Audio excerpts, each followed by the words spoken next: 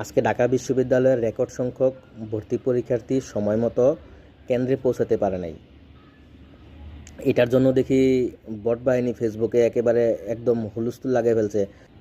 তারেক রহমানের প্রটোকলের কারণে নাকি পরীক্ষার্থীরা যানজটে পড়ে দেরি করে আসতে, পরীক্ষায় সময়মতো আসতে পারে নাই। অথচ তারেক রহমান 12টার মধ্যেই ক্যাম্পাস ত্যাগ করে চলে গেছে। তারেক রহমানের সাথে সাথে সাথে সাথে সমস্ত নেতাকর্মীরাও ওই এলাকা ছেড়ে চলে গেছে। তারেক রহমান ঢাকা বিশ্ববিদ্যালয় এরিয়া ত্যাগ করার সাথে সাথেই ইনকিলাব মঞ্চ আবার শাহবাগ ব্লক করে। ইনকিলাব মঞ্চ তারেক রহমান চলে যাওয়ার সাথে সাথেই শাহবাগ ব্লক করে ফেলে। 12টার পর ইনকিলাব মঞ্চ শাহবাগ ব্লক করছে, আর পরীক্ষা ছিল 3টায়, যার কারণে পরীক্ষার্থীরা সময়মতো কেন্দ্রে পৌঁছতে পারে নাই। কারণ এই বিষয়টাকে ফোকাস না করে ওরা বলতেছে সেই সকালবেলা তারেক রহমান প্রোগ্রাম করে চলে গেছে। এখন সকালবেলার তারেক রহমান প্রোগ্রামের দোষেই নাকি প্রোগ্রামের কারণে পরীক্ষার্থীরা পৌঁছাতে পারে নাই। মানে নোংরামের একটা লেভেল থাকা লাগে।